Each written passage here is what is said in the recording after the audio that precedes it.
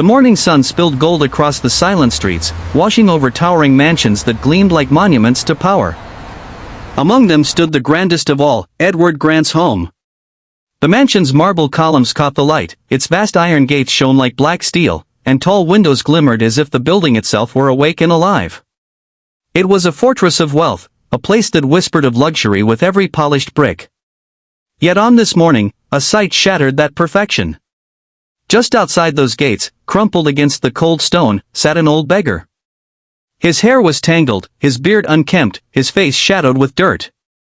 His clothes were nothing but rags clinging loosely to his body, and his shoes had long lost their strength, the soles torn open. A cardboard sign lay across his lap, the words scratched in uneven, desperate handwriting, "Please help me." Beside it sat a paper cup, still and empty. Neighbors who passed looked twice, some with curiosity, others with disgust. "What is a beggar doing here?" they murmured. "Outside a mansion like that?" A few covered their children's eyes, others walked faster, unwilling to let their gaze linger. What none of them knew was that this beggar was no stranger. He was Edward Grant himself, the master of the house, worth more money than anyone on the street could fathom. He wasn't truly homeless, and he wasn't truly abandoned. He was pretending, disguising himself as invisible, stripped of every sign of his fortune, to answer a question that had haunted him for years: would anyone care for him if he had nothing? Would anyone offer kindness if all they saw was a poor, broken man? For all his success, Edward was hollow inside. His empire stretched across cities, his businesses thrived, and his name carried the weight of authority wherever it was spoken. He had grown up in poverty, a boy who often went to sleep hungry, and had built himself into a man of unimaginable wealth. But money could not quiet the ache in his chest. His wife had left long ago, tired of living in a marriage that had riches but no warmth. His son, raised in privilege, lived abroad and rarely called. His house was always full of people, guests, servants, business partners, but when the night came and the chandeliers dimmed, Edward sat alone, drowning in silence. He began to ask himself whether the people who smiled at him, who toasted him with wine, who obeyed his every order, would even look at him if the wealth vanished. It was that loneliness, sharper than any hunger, that drove him to this act. At dawn he had dressed in second-hand clothes he bought quietly from a thrift store. A torn jacket, trousers with stains at the knees, shoes whose leather had cracked. He rubbed dirt across his face until the reflection in the mirror no longer resembled Edward Grant but a stranger who had seen too many nights on the streets. He scrawled the words "Please help me" on a broken piece of cardboard and carried it like a weight down his driveway.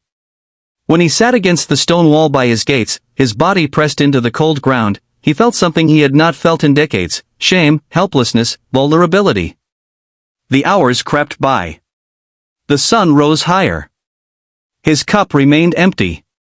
A mother pulled her child away when their eyes met, whispering, "Don't look." A businessman in a fine suit stepped around him, frowning as though poverty were a disease that could stain his shoes. Each rejection sank into Edward's chest.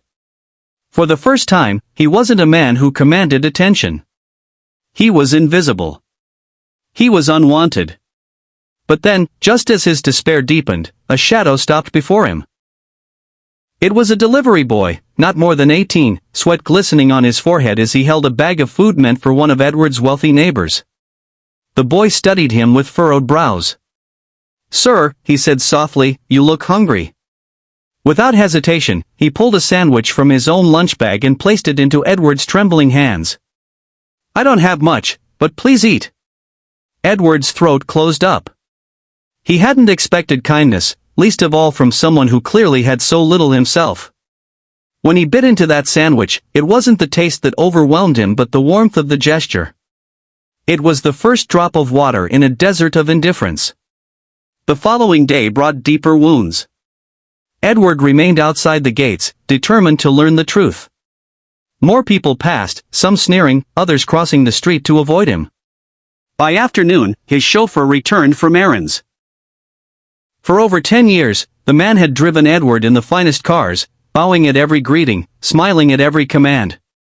But now, seeing Edward in rags, he muttered, "Filthy beggar," and walked past without recognition or mercy. Edward's chest tightened.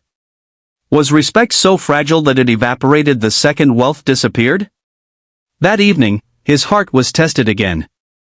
A black car pulled up, sleek and polished, and from it stepped Charles, Edward's business partner and friend of 20 years. They had shared victories, losses, even moments of laughter.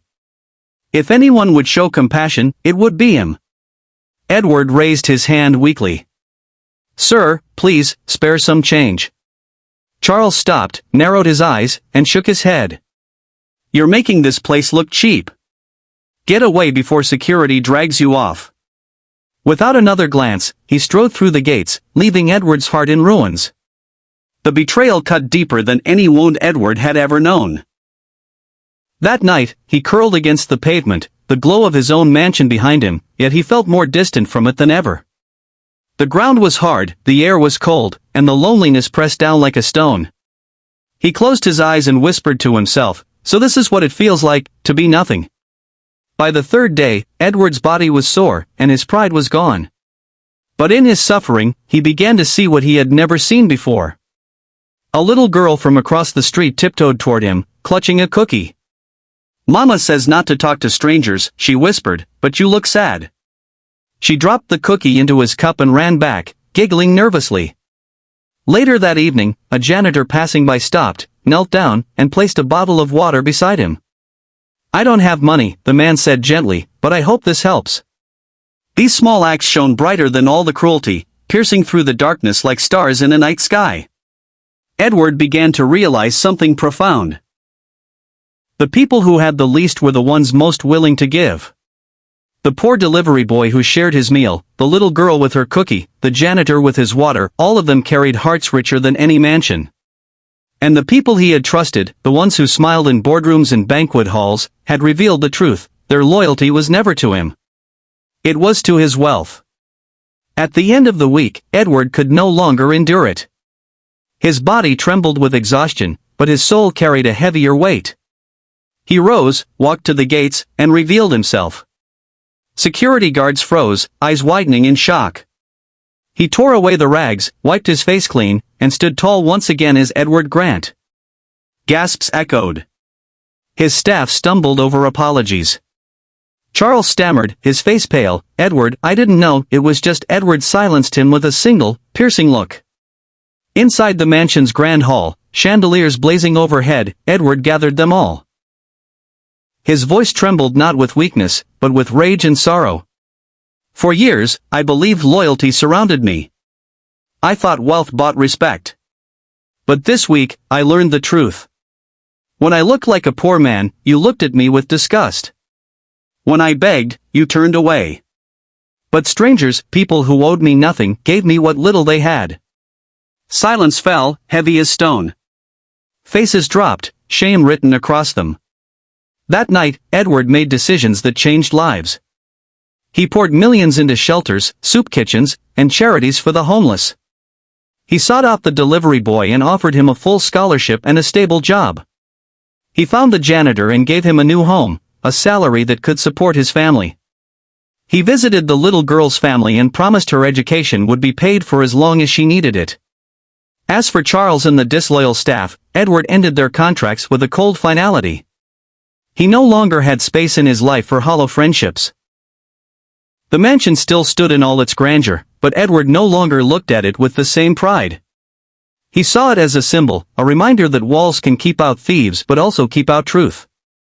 He knew now that true wealth was not measured in gold or marble but in the kindness we show to others, especially those who can never repay us. And if this story moved you, remember to like, comment, and subscribe to Soul Touch Stories, where we share tales that remind us of the humanity we too often forget. Because sometimes, a single story can open our eyes in ways wealth and power never could. Edward's life was forever changed. Though the world still called him a millionaire, he no longer defined himself by riches. He defined himself by the lesson that burned into his heart: sometimes, you must lose everything, at least in appearance, to discover who truly cares. And in the end, the greatest treasure is not what you keep behind your gates, but what you give away with love.